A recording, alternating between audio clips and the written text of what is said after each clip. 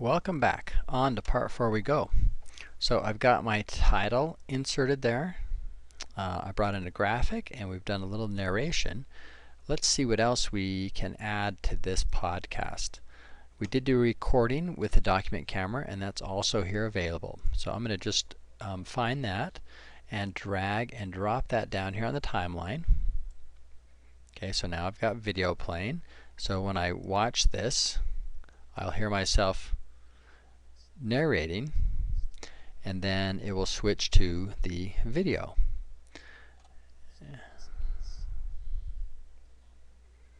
Okay, so I have the video that my camera captured, and there it is on the timeline. I can see the audio file there that came with it, that my microphone captured, or maybe the camera captured. So that all looks pretty good, and I can sort of play with this a little bit and slide this around to get it in the right spot, but I think I want them right up flush there. Now as I'm working on finishing this up, I do have some music that I want to put in here at the first, and maybe a little bit of music at the end. So I don't see an audio track down there. I have one more available to me, so I'm going to go to audio track 3. Just get that turned on. Okay, now that track is available, and I'm going to just drag that 15-second loop that I got from Sounds Abounds, drag that down to the timeline there, slide it right up to the front, and I also want this to be on the end, so I'm going to slide that down a little bit. I might zoom out a bit here. Okay, because I might put a title here, so I want to leave a little space, a little title at the end to say thanks for watching. Okay, so I get those two in position. Now they're a little bit loud. I can see they're a little bit loud, and if I went back here and listened to them, they're a lot louder than the audio of my narration. So I may want to lower their volume. Now there's a volume control right here that lowers the volume, but it doesn't lower the volume of when you have one of these selected. It lowers down the volume of all. And in this case, I've got 4 separate pieces. Now the way to prevent that volume control from lowering all the volume is to lock these 2 tracks. You can see over here on the left there's a little bit of lock, and that's helpful if, in this case it's helpful, but it's also helpful once I get some things in the right position. I may want to lock them up so they don't accidentally mess with something I've already finished up. Okay, so I have those 2 pieces, and I'm going to click the little down volume arrow, and you can see them visually. Their waveform gets smaller, which just means their volume is reducing. Okay, now the other thing that I might want, let me zoom in a little bit more here. Oh, wrong button. Let me zoom a bit more. I may want these to fade out a little bit, because you can see I've overlapped this intro music, or this intro loop, with my narration. So again, with these other tracks locked, I want to create a fade out right here. So what I need to do is get the portion selected that I want to fade out. Now I do that up here in the timeline.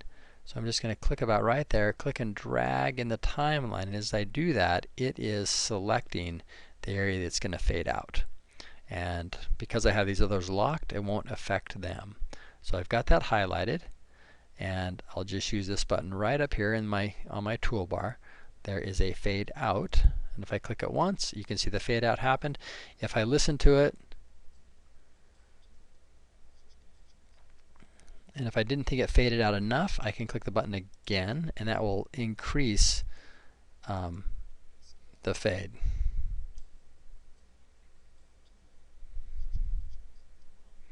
Yeah, it needed 2 there. And I also might want to put a little fade on the front so it's not so abrupt. So I just went up and highlighted that section, and this one I want to fade in, which is the first button there. And it looks like, let me listen to it, it looks like 1 time is enough. So I'll go down here way to the end, and let's do that here. So here on the end, I want to create a fade in. So where it's overlapping my voice, I want it to fade in. And right on the end, I think I want to create a fade out, which signals to my listener or to my visitor that this thing is over. So I just put a little fade out on the end. Okay, so I've got that set up. I'm going to zoom out a bit. The last thing I might want is a concluding title here, or a little title slide that says something like "Thanks for watching." So right back to title clips. The previous settings are still same colors are sitting there.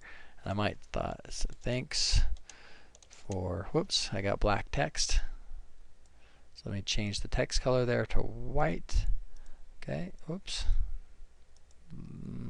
White. There we go. Okay, thanks for watching. If I could type, that would be better. Okay, thanks for watching, exclamation point. And I'll put my email address maybe if I wanted people to send me comments email.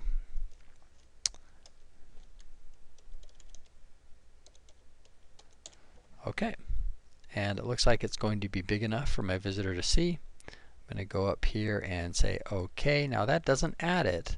That just created the title, and I still need to go grab onto it, drag it down there into this top section. Okay, that's not what I want to have happen. I'm going to drag this, unlock all these, drag this title way back here. And in the next tutorial, we'll sort that out. Do you see what's happening? Let me just move my audio back and then put the title clip in. That's better. And then I can drag my audio back. Sorry, I just couldn't remember what was happening there. So if something like that happens, if you drag something in and it splits another one of your files, just move the file out of the way, drag it in, and then move the audio back. So now at the end of this video, I've got my narration ending, the music comes on, and then I have my concluding title. And the music fades out. Okay,